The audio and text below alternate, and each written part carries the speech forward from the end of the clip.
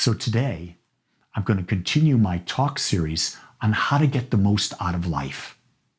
And today, for part 3, I'm going to look at how do we use our will for greater life expression. And so I think it's really clear that we understand what is willpower.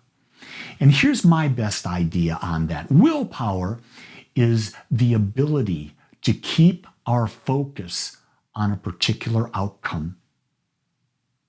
So if we desire to have health, we keep our focus on only health. Will is the ability to maintain a mental idea, a mental image of that which we seek, desire, and we decide upon. It's not a casual desire. It's a desire that we've made a decision on.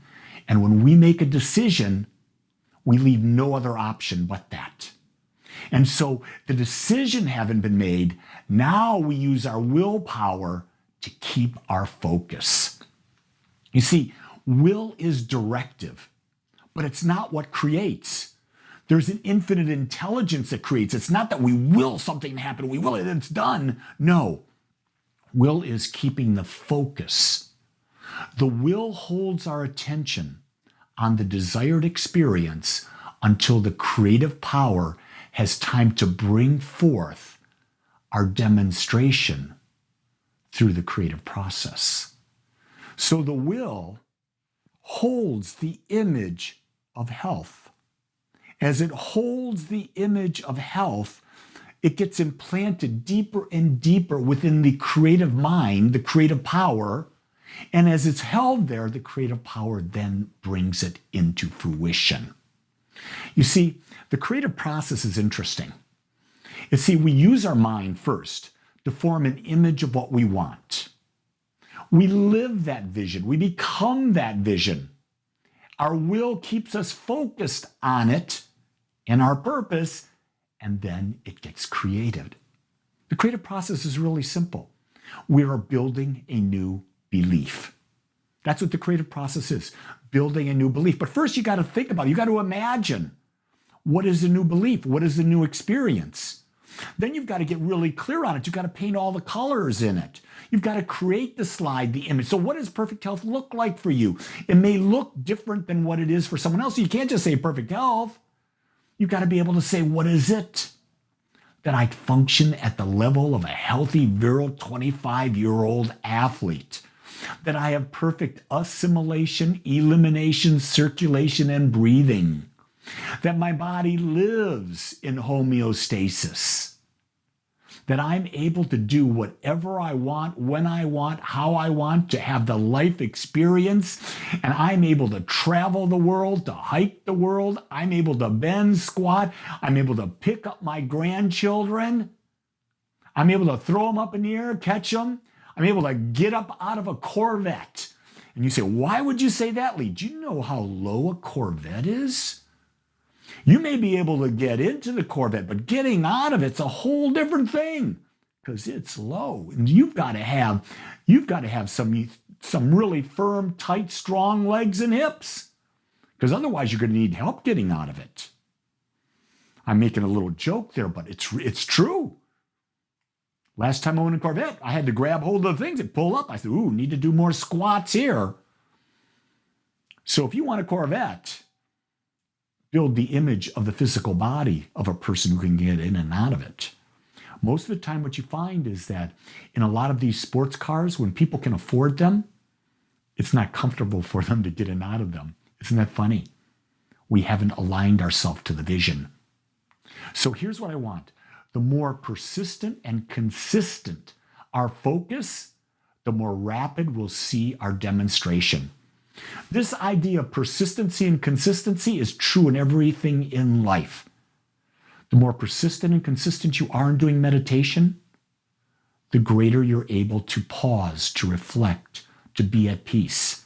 The more persistent you use the pause before doing anything, guess what? Then you're responding instead of reacting. The more persistent and consistent you use affirmations toward that which you want, you build the mental image of your life. And that image becomes implanted in the subconscious and it becomes automatic. You're now using habits. You're using habits to create your life because it's impossible to be conscious all the time, thinking all the time of exactly what you want. So the key is build a habit so that it's a gigaloop going on. It's playing over and over and over. See, the purpose of our will is to keep out doubt, which slows the creative process. If you're focusing on what you want, you're not getting, oh, but I had this before. And you see, this is the major opportunity for us. Because here's what we've been taught in society. We've been taught to go back and analyze our life. We've been taught we've got to relive the past over and over. We've got to figure out what was wrong. We've got to figure out every detail. Here's a key, gang. Think if this is not true. The more you focus on what happened and you maintain that image, you keep attracting more of it. You don't heal from it. The simple way to heal is to build a new image and put all of your energy there. All of your energy there.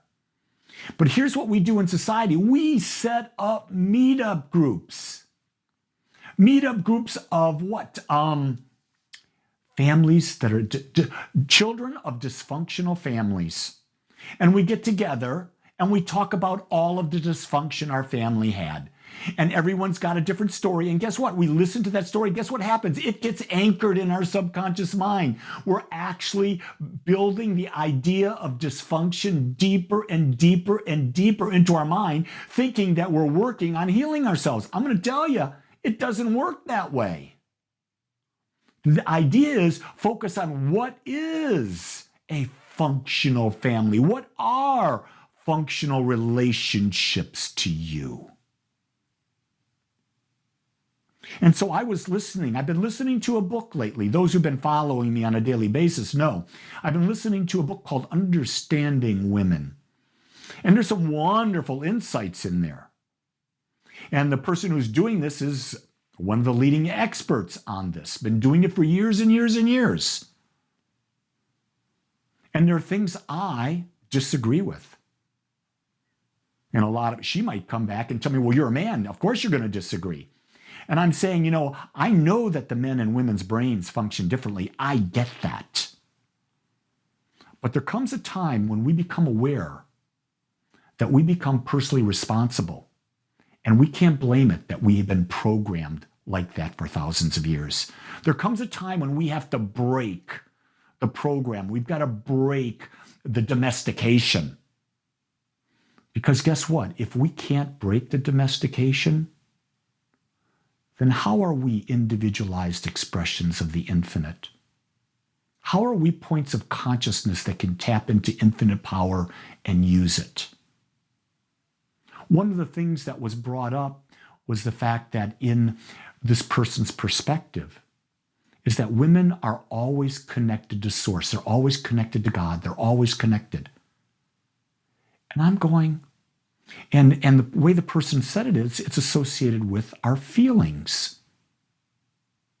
And I'm saying feelings take us out of connection with source because feelings take us to the yin or the yang. And the pure experience of the divine is in between the feelings. Different perspective, isn't it? I say this because I'm asking you to build a habit to persistently and consistently use your willpower to think for yourself. Do not believe people that are put in positions of being an expert. They're an expert for their life and their life only. You're the expert on your life, which means you have to start thinking for yourself. You may get great tips. It's like I tell people, if you've been following me for a while, you understand. I tell you, don't believe what I say. Test it. Prove it for yourself. And if it works for you, it's yours. You own it because you proved it. Not because Lee told you, Lee's only telling you what he believes works for him. He's seen demonstration of it in his life. Now, will he continue to change? Yeah. A year from now, I might be talking something completely different because I've got it at a deeper level. Because guess what? Evolution is constant. We're constantly evolving and becoming more, which means we're constantly using our willpower based on new knowledge to hold that focus so we can have a new experience. Will is the key to changing your life experience. It is not to get out of the images of what we don't want, but rather keeping the images of what we do want in the forefront of our mind. So when I'm with you and I'm talking to you, I want to talk to you about where are we going? What is your dream? What does that dream look like? What does that dream feel like? How do you act when you do that dream? Those are empowering questions because it's anchoring it deeper and deeper and deeper into the subconscious mind.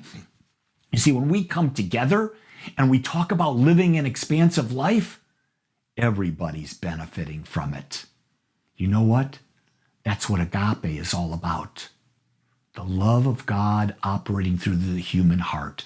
The love of God, the expansion of the human heart, functioning as the infinite with no limitation. It doesn't get any better than that, does it? But I want to share something with you, and this is really key. We should never use our willpower on anything outside of ourselves. And the reason I say that is we have no idea of what is good for another person. We have no idea what is right for their path. So when people ask me to pray for someone else, here's what I pray for. I pray that the divine wisdom within them gives them the clarity to live their most authentic, expansive, and connected life. And I know that they are divinely guided by that unique, infinite power that they are. And you see, with that, I'm not confining them. I'm not limiting them. I'm opening up and knowing for them the power that they are. Because if I know that I have that power, then I have to know that everyone else has that power, because there are no favorites in the infinite. We're all equal. And that's important to know. We can only use our will for another, in my belief, if they give us permission to. And when we do use our will for another, we must be very clear to understand what they want. In other words, we must ask questions. We can't fill in their slide. We can't color in their picture without a really clear vision of what they want. Someone would say, I want to heal. I'd ask the question, what does healing mean to you?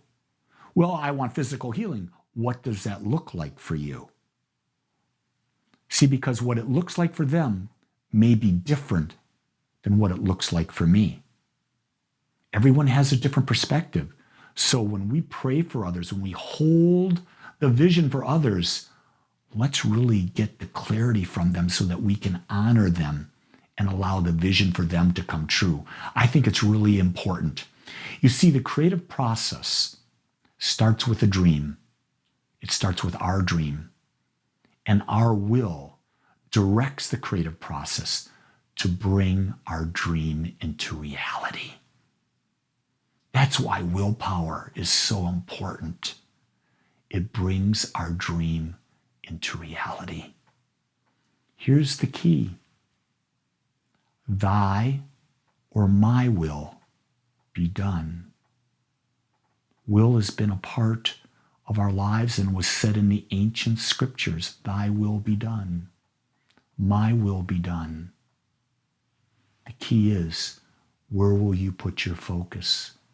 Where will you put your willpower so that you create a conscious and purposeful life?